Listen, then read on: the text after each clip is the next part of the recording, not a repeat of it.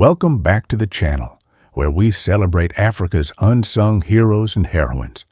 Today, we dive into the life of a fearless woman who defied colonialism, inspired her people, and became a living legend. Her name? Lalla Fatma N'Soumer, the Lioness of Kabylie. Her story is not just about resistance, but about how courage and leadership can echo through history. In the mid-1800s, Algeria was under brutal French colonization. Villages were destroyed, land was confiscated, and people were forced into submission.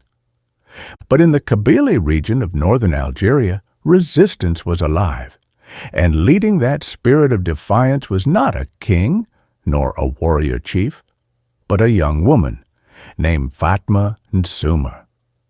Born in 1830, the very year France invaded Algeria, Fatma grew up in the village of Berber, in Kabyle. She belonged to a religious family and was known for her intelligence, deep spirituality, and strong character.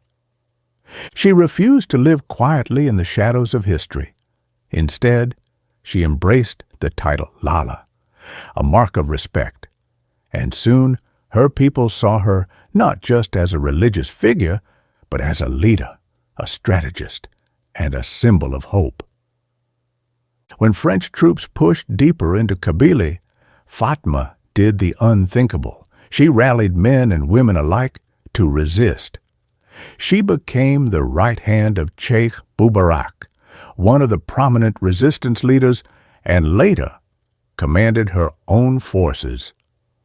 Imagine this, a young woman standing at the front lines, giving fiery speeches, inspiring warriors, and lifting the morale of her people. Her voice became the battle cry of Kabylie. One of her most famous victories was in 1854 at the Battle of Tachikert. French forces, heavily armed and confident, marched into Kabyle. But Fatma's fighters fought with determination and knowledge of the rugged terrain. The French were defeated, and their pride was shattered. She struck again in 1857 at the Battle of Azazga, where she courageously led resistance despite overwhelming odds. The French had modern weapons, but Fatma's forces had something stronger, unbreakable spirit. These victories earned her the title, the Joan of Arc of Kabyle. But unlike Joan of Arc, Fatma didn't fight for a distant crown. She fought for her people's freedom, their dignity, and their land. But as history often reminds us, not all struggles end in victory. In July 1857, after years of fierce resistance, Fatma was eventually captured by French forces. She was imprisoned in Tablet and later in El Harak, near Algiers. Even in captivity, she never broke. Witnesses said she carried herself with dignity, refusing to bow to her captors. She lived the rest of her days under house arrest, until her death in 1863 at just 33 years old. But even in silence, her name became legend. Today, Lalla Fatma N'Soumer is remembered as one of Algeria's greatest heroines. Schools, streets, and institutions carry her name.